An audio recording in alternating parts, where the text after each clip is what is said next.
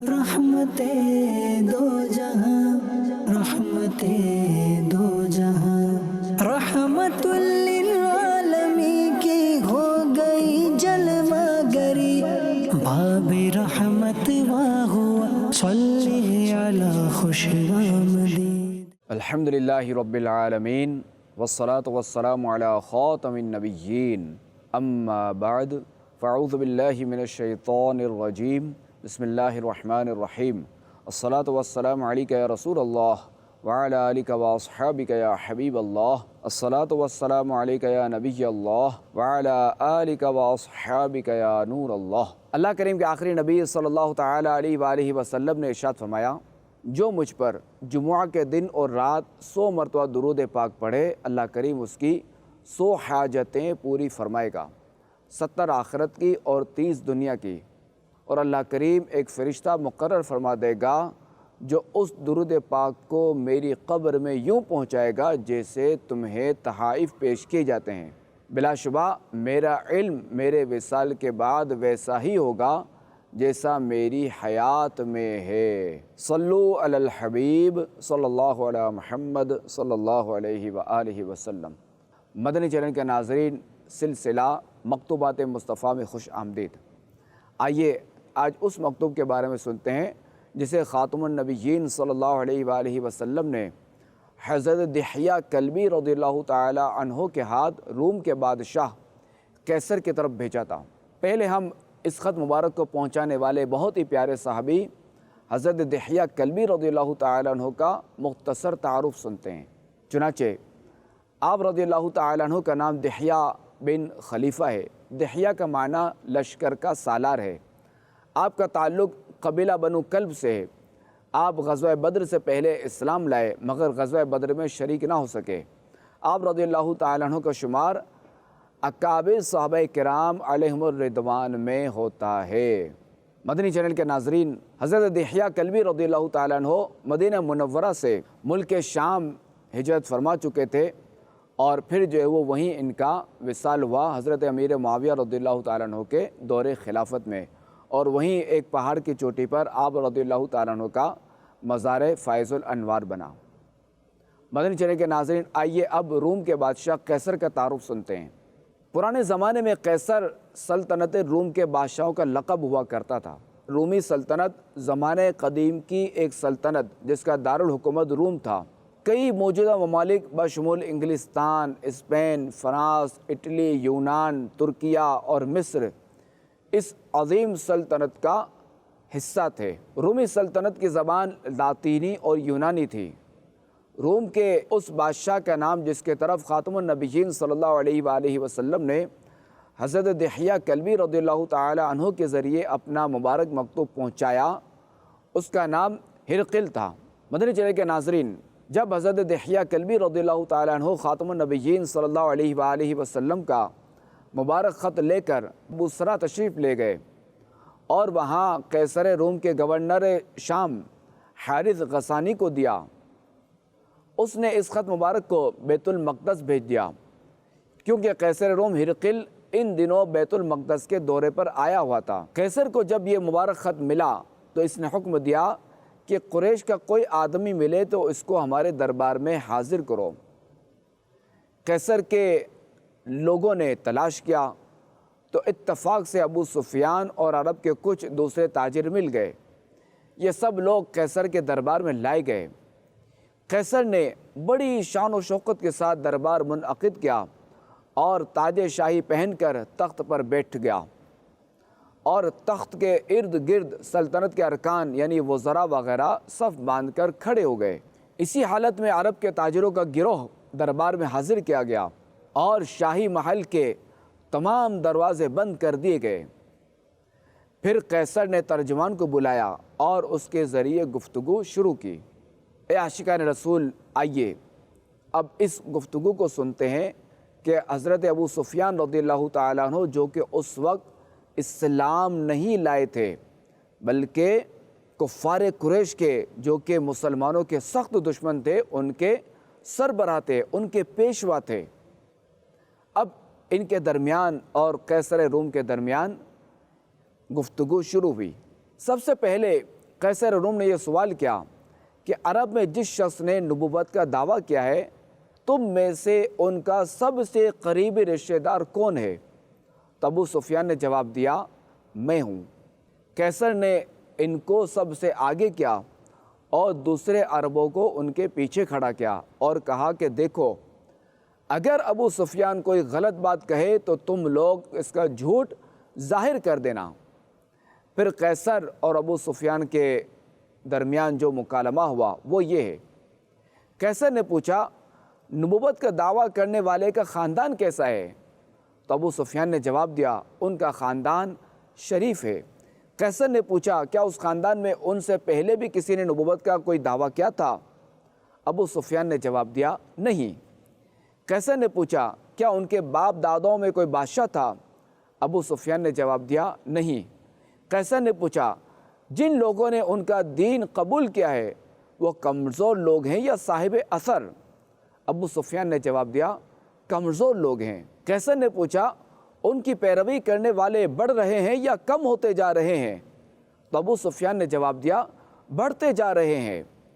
قیصر نے پوچھا کیا کوئی ان کے دین میں داخل ہو کر پھر اس کو ناپسند کر کے پلٹ بھی جاتا ہے؟ تو ابو سفیان نے جواب دیا نہیں۔ قیصر نے پوچھا کیا نبوت کا دعویٰ کرنے سے پہلے تم لوگ انہیں جھوٹا سمجھتے تھے؟ ابو سفیان نے جواب دیا نہیں۔ قیصر نے پوچھا کیا وہ کبھی عہد شکنی یا وعدہ خلافی بھی کرتے ہیں؟ ابو سفیان نے جواب دیا ابھی تک تو نہیں کیے، لیکن اب ہمارے اور ان کے درمیان مقام حدیبیہ میں جو ایک نیا معاہدہ ہوا ہے معلوم نہیں اس میں وہ کیا کریں گے۔ قیصر نے پوچھا کیا کبھی تم لوگوں نے ان سے جنگ بھی کی ہے؟ ابو سفیان نے جواب دیا ہاں۔ قیصر نے پوچھا جنگ کا نتیجہ کیا رہا؟ تو ابو سفیان نے جواب دیا کبھی ہم جیتے اور کبھی وہ۔ قیصر نے پوچھا وہ تمہیں کن باتوں کا حکم دیتے ہیں؟ ابو سفیان نے جواب دیا وہ کہتے ہیں کہ صرف ایک خدا کی عبادت کرو، کسی اور کو خدا کا شریک نہ ٹھہراؤ، بتوں کو چھوڑ دو، نماز پڑھو، سچ بولو، پاک دامنی اختیار کرو اور رشتہ داروں کے ساتھ نیک سلوک کرو۔ مدنی چینل کے ناظرین، ان تمام سوالات و جوابات کے بعد قیصر روم نے ابو سفیان سے مخاطب ہو کر کہا تم نے ان کو خاندانی شریف بتایا اور تمام پیغمبروں کا یہی حال ہے کہ ہمیشہ پیغمبر اچھے خاندانوں ہی میں پیدا ہوتے ہیں۔ تم نے کہا کہ ان کے خاندان میں کبھی کسی اور نے نبوت کا دعویٰ نہیں کیا۔ اگر ایسا ہوتا تو میں کہہ دیتا کہ یہ شخص اوروں کی نقل اتار رہے ہیں۔ تم نے اقرار کیا کہ ان کے خاندان میں کبھی کوئی بادشاہ نہیں ہوا۔ اگر یہ بات ہوتی تو میں سمجھ لیتا کہ یہ شخص اپنے آباء و اجداد کی بادشاہی کے طلبگار ہیں۔ تم مانتے ہو کہ نبوت کا دعویٰ کرنے سے پہلے وہ کبھی کوئی جھوٹ نہیں بولے، تو جو شخص انسانوں سے جھوٹ نہیں بولتا بھلا وہ خدا پر کیوں جھوٹ باندھ سکتا ہے؟ تم کہتے ہو کہ کمزور لوگوں نے ان کا دین قبول کیا ہے، تو سن لو ہمیشہ ابتدا میں پیغمبروں کی اتباع کرنے والے مفلس اور کمزور لوگ ہی ہوتے ہیں۔ تم نے یہ تسلیم کیا ہے کہ ان کی پیروی کرنے والے بڑھتے ہی جا رہے ہیں، تو ایمان کا معاملہ ہمیشہ ایسا ہی رہا ہے کہ اس کے ماننے والوں کی تعداد ہمیشہ بڑھتی ہی جاتی ہے۔ تم کو یہ تسلیم ہے کہ کوئی ان کے دین سے پھر کر مرتد نہیں ہو رہا، تو تمہیں معلوم ہونا چاہیے کہ ایمان کی شان ایسی ہی ہوا کرتی ہے کہ جب اس کی لذت کسی کے دل میں گھر کر لیتی ہے تو پھر وہ کبھی نکل نہیں سکتی۔ تمہیں اس کا اعتراف ہے کہ انہوں نے کبھی کوئی غداری اور بدعہدی نہیں کی ہے، تو رسولوں کا یہی حال ہوتا ہے کہ وہ کبھی کوئی دغا اور فریب کا کام کرتے ہی نہیں۔ تم نے ہمیں بتایا کہ وہ خدائے واحد کی عبادت، شرک سے پرہیز، بت پرستی سے منع، پاک دامنی، صلہ رحمی کے حکم دیتے ہیں، تو سن لو کہ تم نے جو کچھ کہا ہے اگر یہ صحیح ہے تو وہ عنقریب اس جگہ کے مالک ہو جائیں گے جہاں اس وقت میرے قدم ہیں، اور میں جانتا ہوں کہ ایک رسول کا ظہور ہونے والا ہے، مگر میرا یہ گمان نہیں تھا کہ وہ رسول تم عربوں میں سے ہوں گے۔ اگر میں یہ جان لیتا کہ میں ان کی بارگاہ میں پہنچ سکوں گا تو میں تکلیف اٹھا کر وہاں تک پہنچتا، اور اگر میں ان کے پاس ہوتا تو میں ان کا پاؤں دھوتا۔ مدنی چینل کے ناظرین، قیصر نے اپنی تقریر کے بعد حکم دیا کہ محمد بن عبداللہ صلی اللہ علیہ وآلہ وسلم کا خط پڑھ کر سنایا جائے۔ آئیے اب اس خط مبارک کے مضمون کو سنتے ہیں جسے خاتم النبیین صلی اللہ علیہ وآلہ وسلم نے قیصر روم کی طرف بھیجا تھا۔ بسم اللہ الرحمن الرحیم۔ اللہ کے بندے اور رسول محمد صلی اللہ علیہ وآلہ وسلم کی طرف سے یہ خط ہرقل کے نام ہے جو روم کا بادشاہ ہے۔ اس شخص پر سلامتی ہو جو ہدایت کا پیرو ہے۔ اس کے بعد میں تجھ کو اسلام کی دعوت دیتا ہوں، تو مسلمان ہو جا تو سلامت رہے گا، خدا تجھ کو دگنا ثواب دے گا، اور اگر تو نے روح گردانی کی تو تیری تمام رعایا کا گناہ تجھ پر ہوگا۔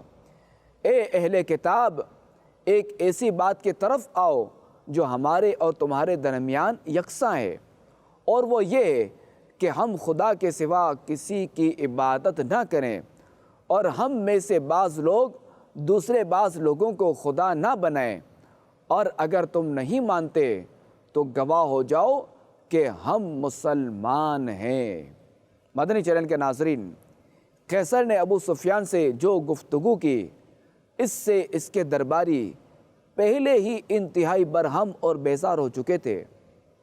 اب جب یہ خط سنا، پھر جب قیصر نے ان لوگوں سے یہ کہا کہ اے جماعت روم، اگر تم اپنی فلاح اور اپنی بادشاہی کی بقا چاہتے ہو تو اس نبی برحق کی بیعت کر لو، تو درباریوں میں اس قدر ناراضگی اور بیزاری پھیل گئی کہ وہ لوگ جنگلی گدھوں کی طرح بدک بدک کر دربار سے دروازوں کی طرف بھاگنے لگے، مگر چونکہ تمام دروازے بند تھے اس لیے وہ لوگ باہر نہ نکل سکے۔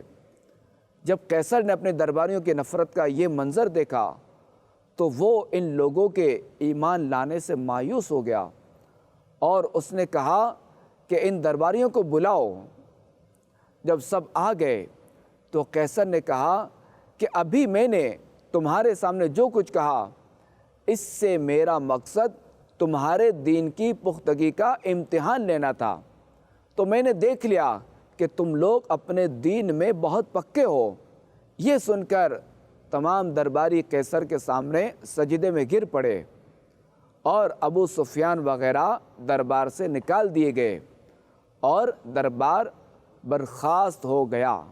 اب چلتے وقت ابو سفیان نے اپنے ساتھیوں سے کہا کہ اب یقیناً ابو کفشا کے بیٹے محمد صلی اللہ علیہ وآلہ وسلم کا معاملہ بہت بڑھ گیا ہے، دیکھ لو رومیوں کا بادشاہ ان سے ڈر رہا ہے۔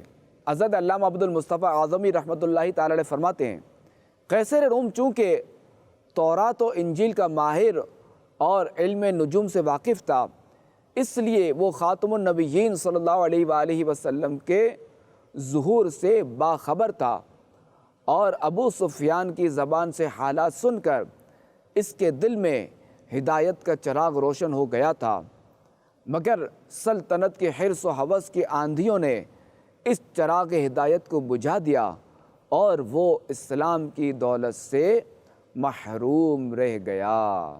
صلو علی الحبیب صلی اللہ علی محمد صلی اللہ علیہ وآلہ وسلم۔ رحمتیں دو جہاں، رحمتیں دو جہاں، رحمت